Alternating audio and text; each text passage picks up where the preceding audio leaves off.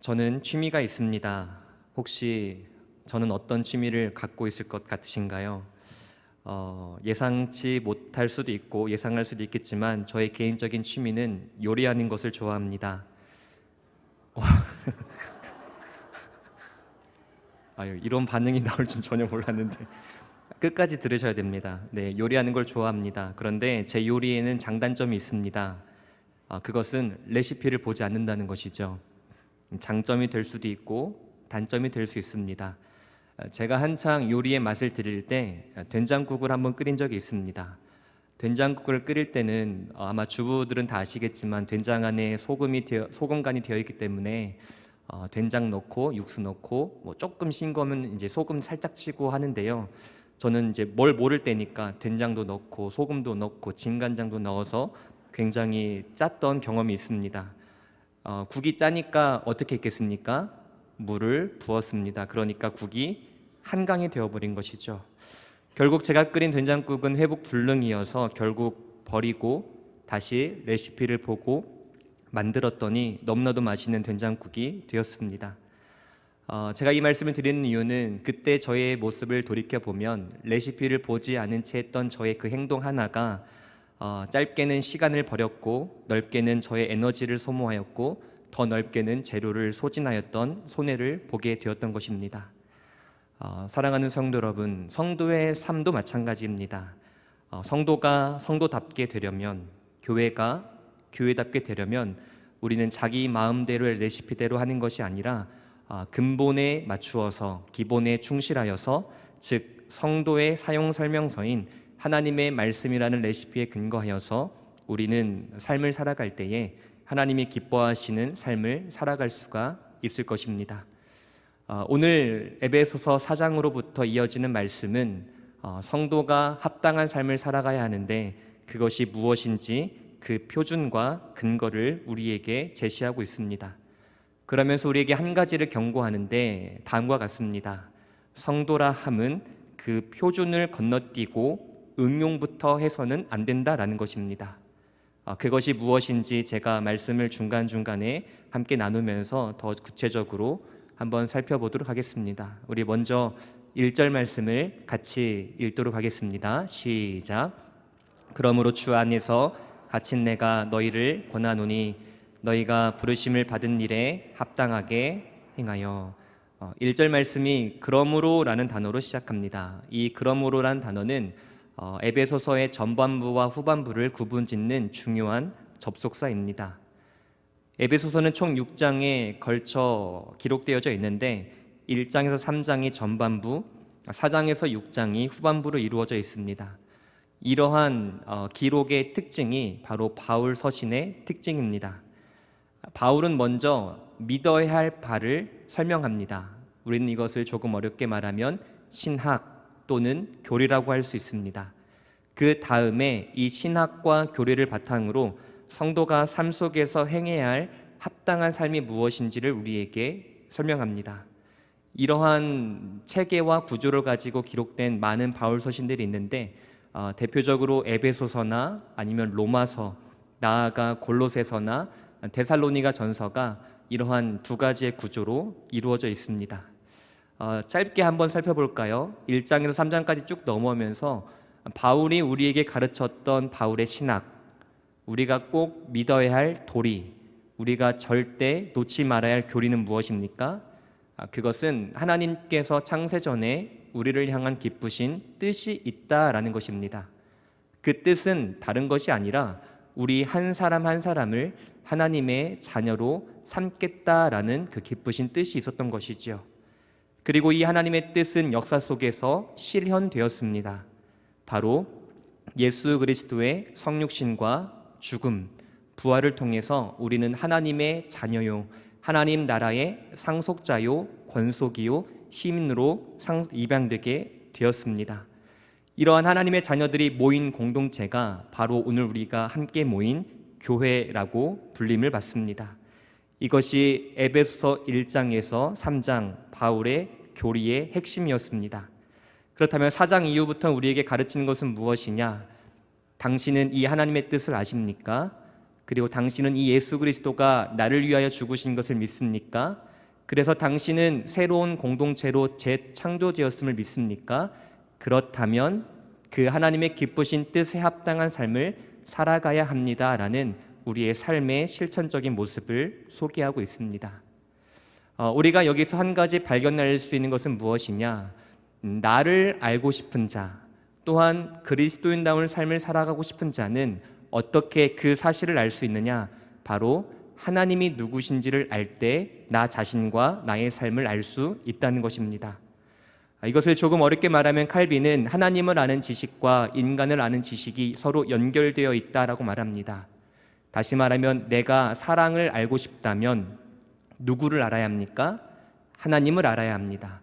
거룩을 알고 싶으면, 경건의 생활을 알고 싶으면 우리는 무엇을 알아야 합니까?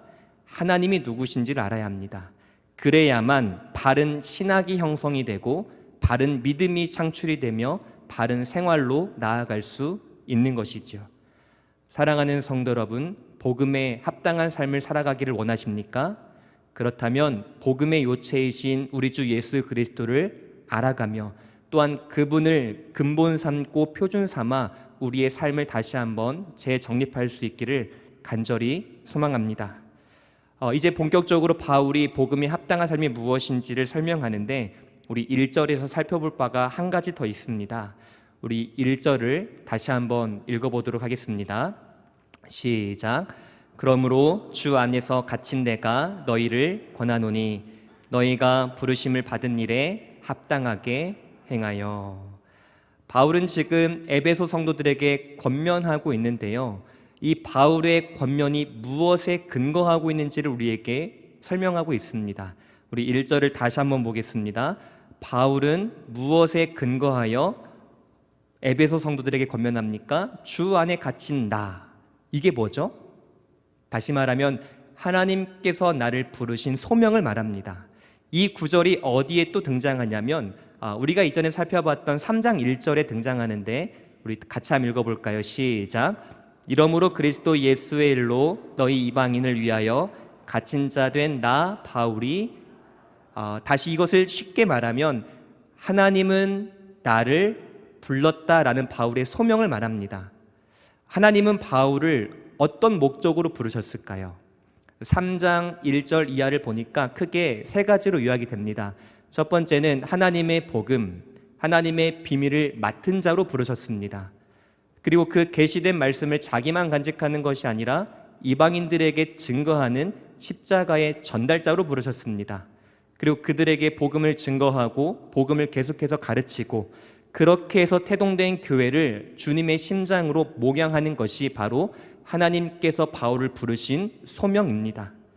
바울이 에베소 성도들에게 복음에 합당한 삶을 살아가라는 이 권면은 자신을 부르신 그 하나님의 소명에 근거하여서, 다시 말하면 사랑하는 에베소 성도들이여, 너희를 부르신 하나님의 뜻이 무엇인지를 기억하고 그 뜻을 바르게 깨닫는다면 복음에 합당한 삶이 무엇인지 너희는 반드시 알 수밖에 없다라며 그의 권면은 소명에 근거하고 있는 것입니다. 사랑하는 성도 여러분, 우리는 복음에 합당한 삶을 살아가야 합니다. 그런데 이렇게 살아가는 이유와 근거는 단지 도덕적인 기준을 함양하기 위해서가 아니라, 세상이 요구하는 가치에 충족하기 위해서가 아니라, 나의 원함을 채우기 위해서가 아니라, 복음에 합당한 삶은 곧 하나님의 부르심에 근거한다라는 것을 우리는 꼭 기억해야 합니다. 그러니까 복음에 합당한 삶을 살아가는 것은 반드시 해야 할 일이며, 비록 어렵지만 우리가 반드시 완수해야 할 하나님의 뜻과 하나님의 원함이라는 것을 기억할 때에 우리는 이 복음에 합당한 삶을 살아갈 수 있게 되는 것이지요. 그렇다면 바울이 본문에서 말하는 성도들의 합당한 삶은 구체적으로 무엇인지 우리가 좀 더 깊게 살펴보기를 원합니다. 우리 2절 말씀을 같이 한번 읽어보겠습니다. 2절입니다. 시작. 모든 겸손과 온유로하고 오래 참음으로 사랑 가운데서 서로 용납하고.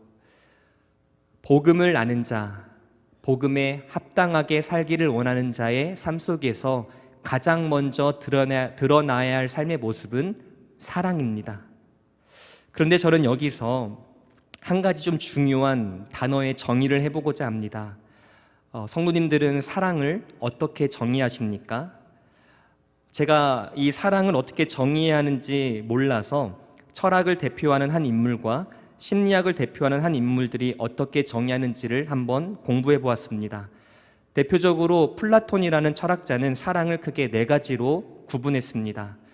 육체적 사랑, 도덕적 사랑, 정신적 사랑, 무조건적인 사랑으로 구분했습니다. 그리고 J.A. 리라는 심리학자는 이 사랑을 6가지로 구분했습니다. 열정적 사랑, 유의적 사랑, 친구적인 사랑, 소유적 사랑, 실용적 사랑, 헌신적 사랑. 이 내용이 무엇을 설명하는지를 가르치려고 하는 것이 아닙니다. 제가 말하고자 하는 것은 세상의 철학이나 심리학이 정의하는 사랑의 특징은 크게 2가지인 것 같습니다. 첫 번째, 사랑을 나누고 구분한다는 것입니다. 그리고 2번째는 이 사랑을 정의할 때 인간의 측면에서 사랑을 정의하고 있다는 것을 발견하게 되었습니다. 그런데 성경은 사랑을 정의할 때 구분하거나 인간의 측면에서 정의하지 않습니다. 오히려 역방향입니다. 하나님의 방향에서 사랑을 증거하고 있습니다. 에베소서 5장 1절에서 2절 말씀은 연결되는 말씀인데 이 구절에는 사랑이라는 단어가 무려 3번이나 등장하고 그 사랑의 정의가 무엇인지 우리에게 자세히 증거합니다. 우리 같이 한번 2 구절을 읽어보겠습니다. 시작. 그러므로 자녀같이 너희는 하나님을 본받는 자가 되고 그리스도께서 너희를 사랑하신 것 같이 너희도 사랑 가운데서 행하라. 이제 구체적으로 사랑에 대한 정의가 나옵니다. 같이 읽겠습니다. 시작. 그는 우리를 위하여 자신을 버리사 향기로운 제물과 희생 제물로 하나님께 드리셨느니라. 아멘. 우리가 착각하는 가장 큰 착각은 사랑을 어떻게 정의하냐면 감정으로 정의합니다. 그런데 그 감정은 매우 주관적입니다. 그런데 성경에서 정의하는 사랑은 객관적입니다. 그 사랑은 무엇이냐? 하나님께서 보여주신 행동이 곧 사랑이다라고 말합니다. 그런데 그 행동의 요체는 무엇이냐면 우리를 위하여 예수를 보내주셨고 그 예수가 어떻게 되었더라? 죽었더라. 이것이 바로 사랑의 요체다라고 말합니다. 똑같은 바울 서신 로마서 5장 8절에서는 조금 더 구체적으로 말하는데요. 우리 같이 한번 읽어보겠습니다. 시작. 우리가 아직 죄인 되었을 때에 그리스도께서 우리를 위하여 죽으심으로 하나님께서 우리에 대한 자기의 사랑을 확증하셨느니라. 아멘. 여기까지 정리해보자면 우리는 복음에 합당한 삶을 살아가야 합니다. 그 합당한 삶의 가장 우선은 사랑입니다. 그 사랑을 성경의 기준으로 정의해 보니 사랑은 곧 죽는 것이다 라고 정의할 수 있을 것 같습니다. 그렇다면 사랑하는 것은 무엇입니까? 사랑이 죽는 것이라면 사랑하는 것은 예수께서 하신 그 모습을 그대로 따라 모방하는 것이 곧 사랑하는 것이다 라고 말할 수 있겠습니다. 따라서 오늘 저는 이 성경의 정의를 통하여 성도님들께 이렇게 권면드리고 싶습니다. 사랑하는 성도 여러분, 우리 서로는 피차간에 사랑해야 될 줄 믿습니다. 그 말의 뜻은 서로 죽어야 합니다. 무엇이 죽어야 할까요? 먼저는 나의 뜻이 죽어야 합니다. 나의 고집이 죽어야 합니다. 나의 생각과 나의 중심에 있는 자아가 죽어야 합니다. 그리고 하나님의 사랑이신 예수 그리스도가 우리의 모든 삶 속에서 드러나는 것만이 그것이 진짜 사랑이요 상대방을 사랑하는 것이다라고 정의할 수 있겠습니다. 그러나 우리는 내가 죽고 또한 내가 내려놓고 자기를 부인하는 것이 너무나도 어렵습니다. 왜 그럴까요? 그것은 여전히 우리는 죄의 영향 아래에 있기 때문입니다. 죄를 아직 다 죽이시지 못한, 즉 예수께서 십자가에 죽으심으로 죄의 문제는 해결되었지만 아직 사탄으로 말미암은 죄의 전쟁은 남아 있습니다. 그래서 우리는 크고 작은 죄의 영향력들 아래에서 살아가고 있는 것이지요. 그래서 우리가 예수께서 보여주신 사랑을 온전히 따라 모방하기 위해서 필요한 것은 무엇이냐? 죄의 영향력보다 더 큰 주의 은혜의 영향력에 지배를 받아 살아가야 한다는 것입니다. 따라서 고로 복음에 합당한 삶을 살아가기 원한다면 우리는 성령 충만한 삶, 즉 예수 그리스도의 은혜와 사랑이라는 강력한 지배를 받을 때에 우리는 복음에 합당한 삶을 살아갈 수 있게 되는 것입니다. 바라옵기는 주의 놀라운 은혜와 사랑의 지배와 통치를 받아 비로소 복음에 합당한 우리의 말과 행동과 생각과 감정이 뒤따르는 우리의 모든 삶의 열매가 있기를 다시 한번 간절히 소망합니다. 바울은 사랑하는 것이 제1원리인데 이 사랑이 어떻게 드러나는지, 즉 사랑의 다양한 스펙트럼을 2절에서 다양하게 소개합니다. 우리 같이 한번 2절을 다시 읽도록 하겠습니다. 시작. 모든 겸손과 온유로워하고 오래 참음으로 사랑 가운데서 서로 용납하고. 사랑을 다양하게 표현할 수 있습니다. 겸손, 온유, 오래 참음, 용납으로 표현할 수 있습니다. 시간 관계상 간단하게 이 단어들이 무엇을 함의하고 있는지 좀 나누어 보도록 하겠습니다. 먼저 이 겸손이라는 헬라어 단어는 두 단어가 하나로 합쳐진 합성어입니다. 이 두 단어를 구분해 보자면 타페이노라는 단어와 프로시네라는 단어가 합쳐졌는데요. 전자의 단어의 뜻은 낮게, 낮춰라는 단어의 뜻이고요. 두 번째 단어는 생각하다라는 단어입니다. 그러니까 이 두 가지가 합쳐지는 게 겸손인데, 오늘날 우리의 언어로 풀어보자면 상대방을 존중하고 자신을 낮게 낮추어 생각하는 것, 이것이 바로 겸손이다라고 말합니다. 나를 낮추고 나를 낮게 여기고 상대방을 존중하며 그렇게 대하는 것, 이것이 바로 겸손이라고 말합니다. 이것을 다시 한 문장으로 말하자면 겸손의 자세란 나는 아무것도 아닙니다라는 자기 부인에서 나온다라고 말할 수 있는 것이지요. 그런데 우리는 왜 이러한 겸손의 삶이 어려운 것일까요? 왜 상대방을 존중하지 못하고 나를 더 높게 여기며 살아가는 것일까요? 그것은 바로 내가 남보다 더 낫다는 그 우월감과 차별성에서부터 비롯되기 때문입니다. 그렇다면 이러한 우리의 죄의 성질을 죽이기 위해서 우리에게 필요한 것은 무엇일까요? 고린도전서 15장 10절 말씀을 우리 같이 읽겠습니다. 시작. 그러나 내가 나 된 것은 하나님의 은혜로 된 것이니 내게 주신 그의 은혜가 헛되지 아니하여 내가 모든 사도보다 더 많이 수고하였으나. 계속 읽겠습니다. 내가 한 것이 아니요 오직 나와 함께 하신 하나님의 은혜로라. 성경은 분명히 나보다 남을 더 높게 여기라고 합니다. 그러니까 나를 높게 여기는 게 아니라 상대방을 더 높게 여기라고 하는 것이죠.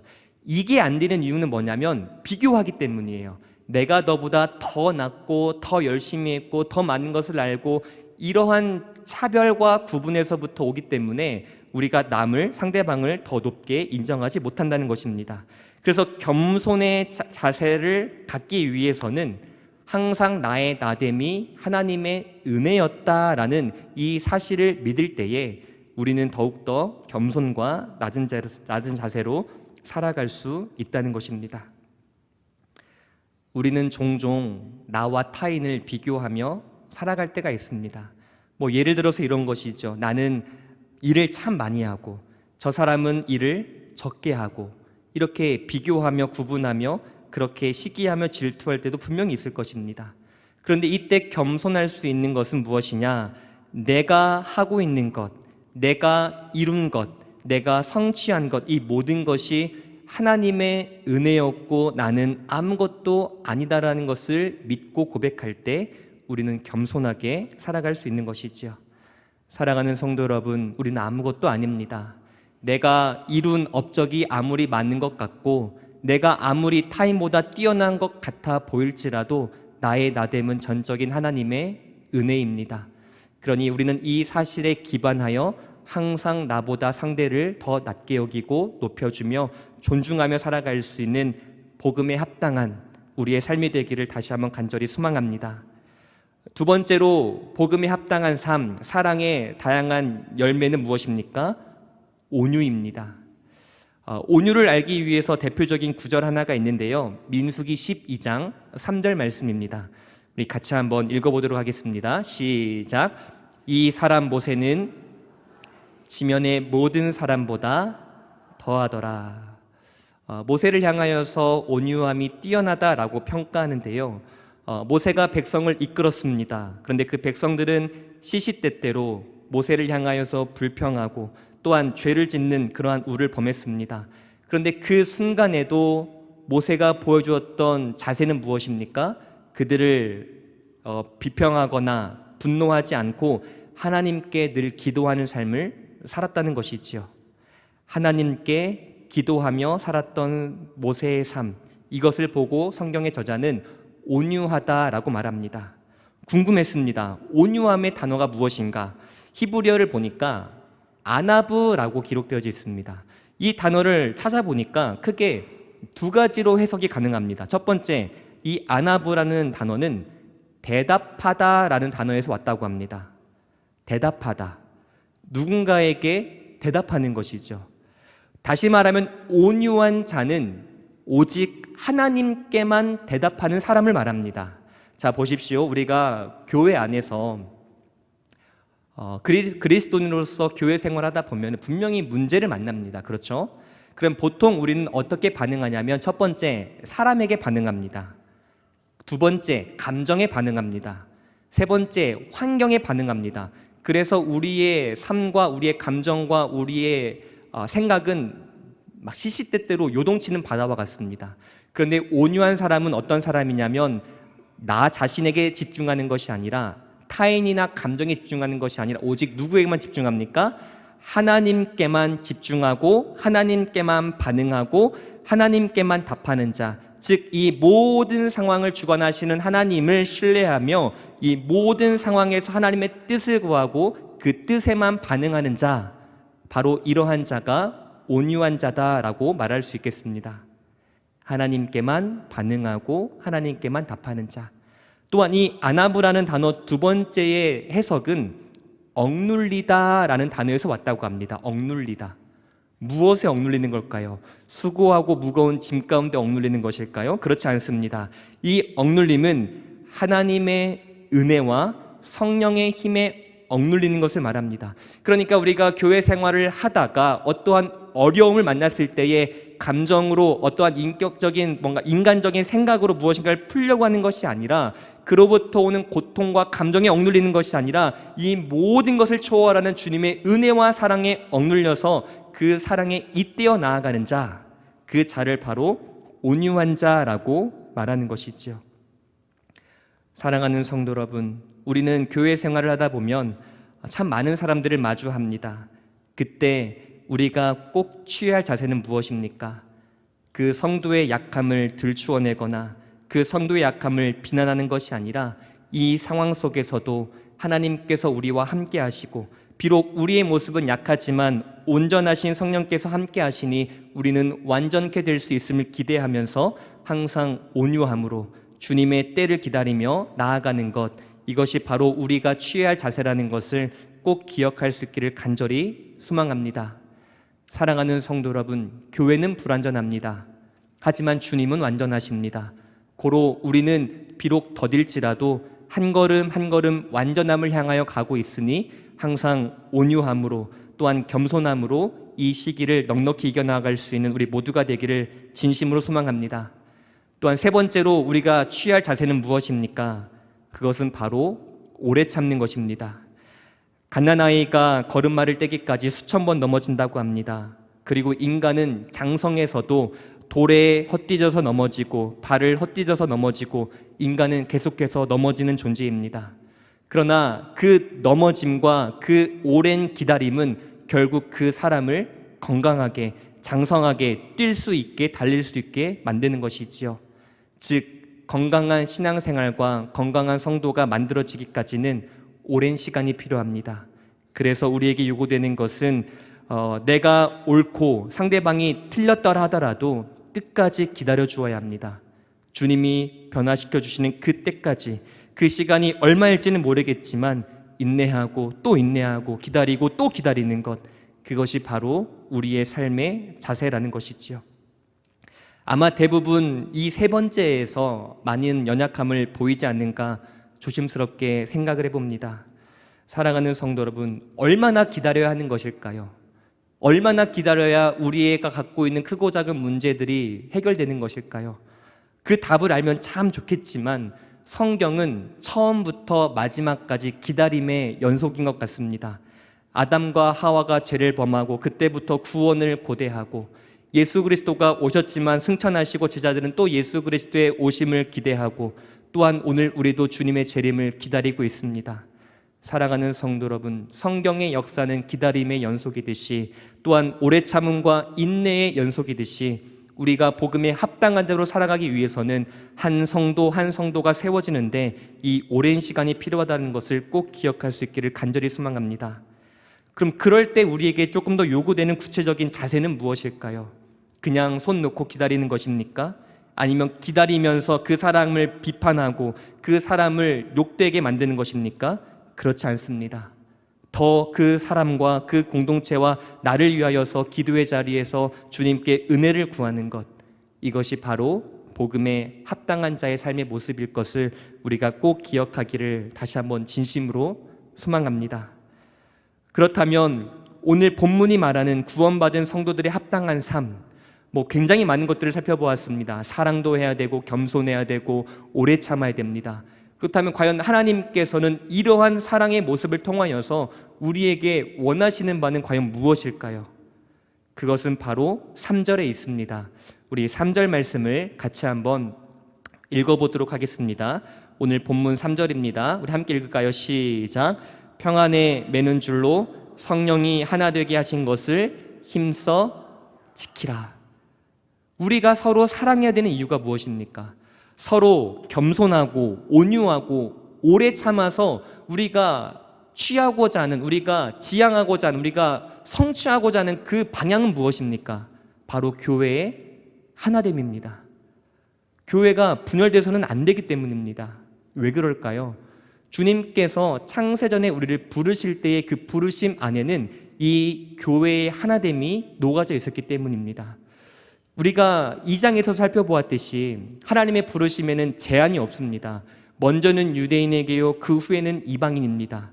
그렇기 때문에 유대인과 이방인을 이 하나 되게 하신 것이 주님의 뜻일진데 우리가 이 뜻을 본받아서 그 명령을 잘 이어가야 하는 것이 우리의 본분인데 우리가 어찌 이 명령을 거슬러서 분열하며 불일치 가운데 살아갈 수 있겠습니까? 다시 한번 말하지만 우리가 사랑해야 하고 겸손해야 하고 온유해야 하고 오래 참아야 할 이유는 교회의 하나됨을 위하여서, 그래서 결국에는 하나님의 하나님 되심을 드러내고 하나님의 뜻을 세상에 증거하기 위하여서 우리는 더욱더 이 사랑의 모습들을 추구하며 나아가야 하는 것입니다. 사랑하는 성도 여러분, 성도의 표지는 무엇일까요? 교회의 표지는 무엇일까요? 우리가 앞으로 계속해서 살펴보겠지만 바울은 이 에베소서 4장 1절로 5장 21절까지 크게 두 가지를 설명합니다. 성도의 표지 첫 번째는 하나됨을 추구하는 것입니다. 그리고 두 번째는 거룩성을 유지하는 것입니다. 이 하나됨과 거룩함을 유지하는 것, 이 두 가지가 성도의 표지요, 교회의 표지라고 말하고 있습니다. 사랑하는 성도 여러분, 과연 우리는 교회 생활에서 또한 가정과 직장 생활에서 주님의 주님 되심으로 말미암아 그 공동체의 하나됨과 거룩성을 유지하기 위하여서 우리는 얼마나 피땀 흘리며 애쓰며 살아가고 계십니까?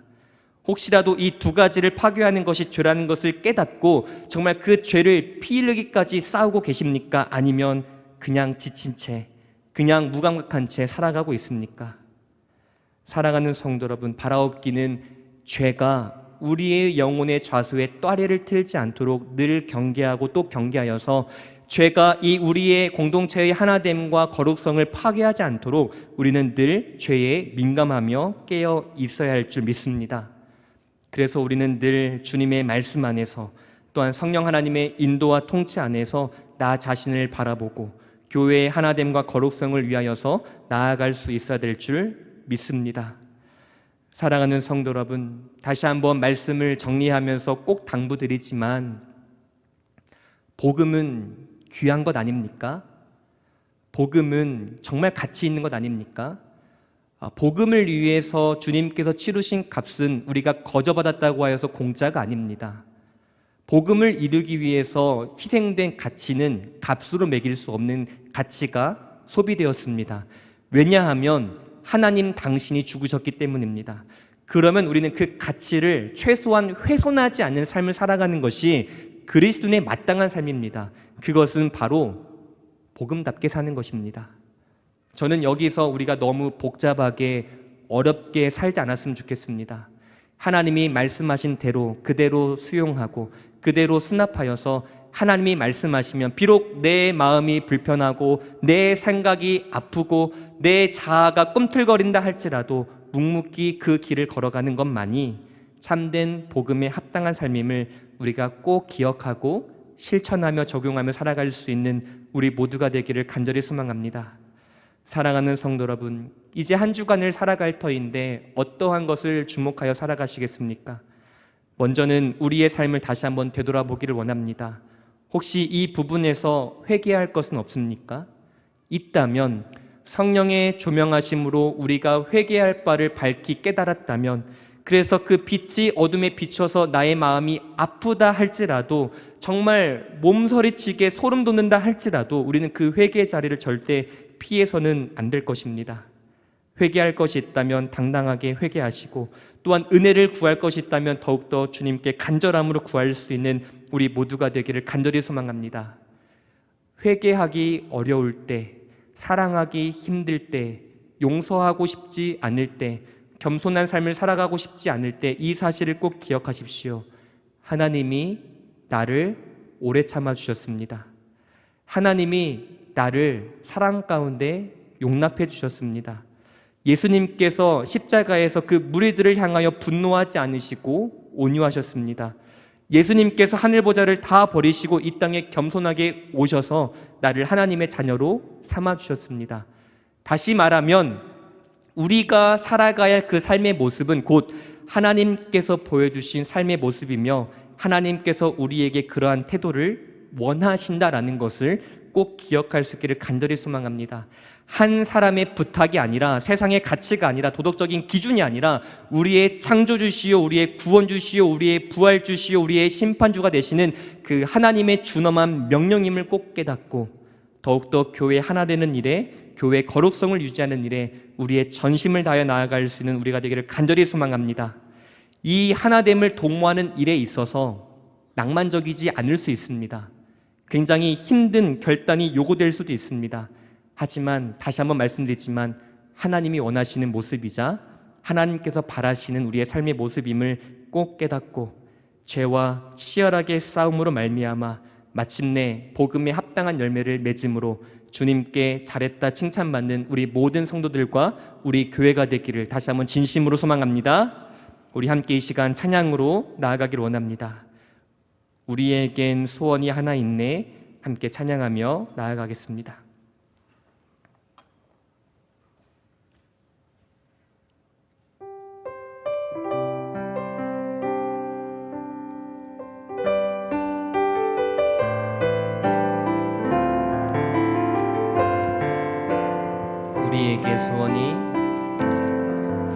우리에게 소원이 하나 있네. 주님 다시 오실 그날까지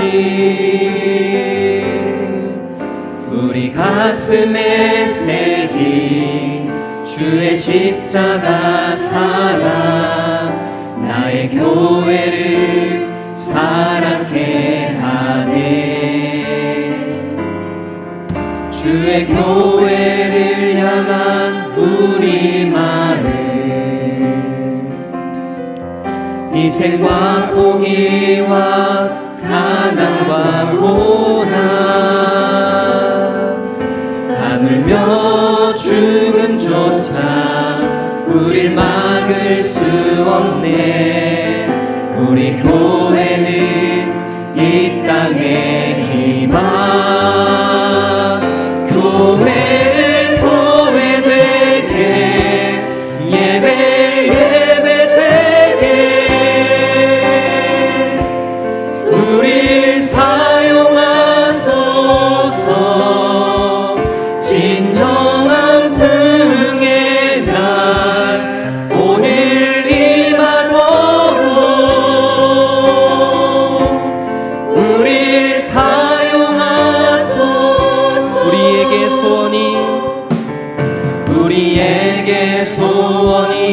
하나 있네. 주님 다시 오실 그날까지 우리 가슴에 새긴 주의 십자가 사랑 나의 교회를 자랑케 하네. 주의 교회를 향한 우리 마음 희생과 포기와 가난과 고난 하물며 죽음조차 우릴 막을 수 없네. 우리 교회는 이 땅의 희망. 교회를 교회 되게 예배를 예배 되게 우릴 사용하소서. 진정한 긍의 날 오늘 임하도록 우릴 사용하소. 교회를 교회 되게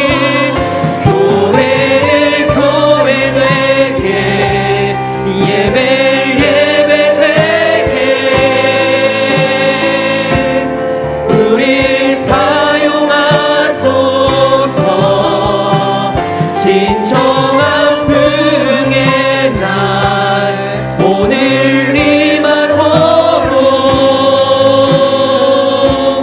우리 마지막으로 고백합시다. 교회를 교회 되게 교회를 교회 되게 예배를 예배 되게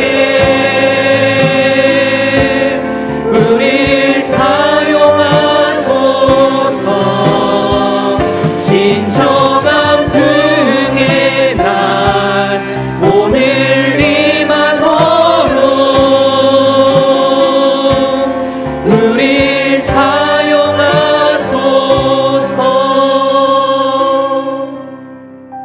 우리 함께 기도하며 나아가기를 원합니다. 사랑하는 성도 여러분, 가끔 저는 저의 신앙생활을 보면 너무나도 복잡하게 하는 것 같습니다. 사랑하라고 하면 사랑하면 되는데 거기에 자꾸만 제 생각이 들어가고 저의 감정이 영향력을 주고, 그래서 사랑하라는 그 말에 너무나도 복잡하게 생각하여 결국에 하지 못하는 제 자신을 바라봅니다. 혹시 저와 같은 삶을 살아가고 계시는 성도님들이 계십니까? 저는 이 시간 바울의 말을 빌려 이렇게 권면하고 싶습니다. 복음에 합당한 삶은 그리 복잡하지 않습니다. 그리고 그리 어렵지 않습니다. 단순합니다. 그리고 쉽습니다. 그러니까 우리가 이제부터 해야 할 것은 말씀을 있는 그대로 받아들이고 그 말씀에 의지하여 우리가 삶을 살아가는 것입니다. 또한 그렇게 복음에 합당한 삶을 살아갈 수 있도록 주께서 늘 우리 마음 가운데 내주하시고, 또한 주께서 날마다 그 은혜와 능력을 더해달라고, 그래서 마침내 우리가 복음에 합당한 삶으로 말미암아 주님의 몸된 교회의 하나됨과 거룩성이 날로 유지되며 더욱더 강화되게 해달라고 우리 시간에 주님의 이름을 부르면서 함께 기도하며 나아갑니다. 함께 기도합니다. 주여! 하나님 아버지, 이 시간 함께 기도하며 나아갑니다. 주님, 우리가 복음에 합당한 자로 살아가기를 원합니다.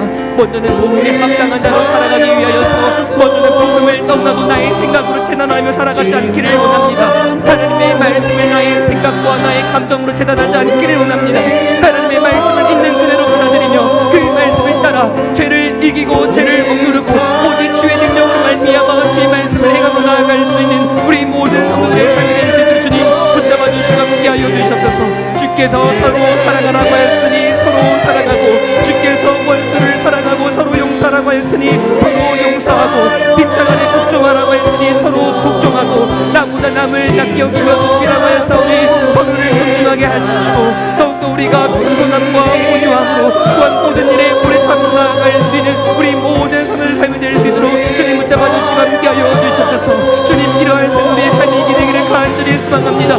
또한 이러한 삶을 살아가도록 우리의 능력이 아니라 주의 능력을 간절히 구합니다.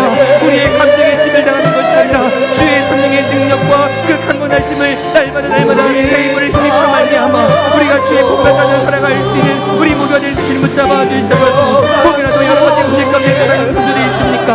환경의 어려움, 인간관계의 어려움, 또한 나 자신에 대한 어려움 가운데 살아가고 있습니까? 이 모든 어려움을 복음 안에서 주의 생각에 도와주시고 이 모든 것들을 주님의 은혜 안에서 또한 복음의 합당한 사 안에서 다시 한번 주의 생각을 말미암아 승리의 삶을 살아갈 수 있는 우리 모두가 될 수 있는 붙잡아 주시고 함께하여 주시옵소서. 날로 주의 말씀을 들으며 청정하며 생각 나아갈 때마다 날로 복음 합당한 삶이 함께하며 살아가게 도와주시고 이로 말미암아 주님께는 영광이요 우리 모두의 가운데는 참된 유익과 편안함을 나아갈 수 있는 우리 모두가 될 수 있도록 주님 붙잡아 주시고 함께하여 주시옵소서. 교회가 교회 되기를 원합니다. 성도가 성도 되기를 원합니다. 제자가 제자 되기를 원합니다. 그리스도인이 그리스도 되기를 원합니다. 교회가 교회 되기를 원합니다. 주님 그러한 삶이 되기로 그러한 합당한 삶을 살아가기로 우리가 결단합니다. 우리는 또 넘어집니다. 그래서 주님의 도우심이 필요합니다. 주님의 은혜가 필요합니다.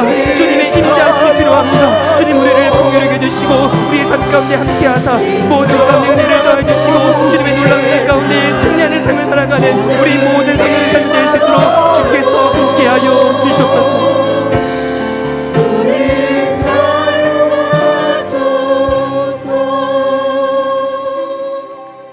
하나님 아버지 감사합니다.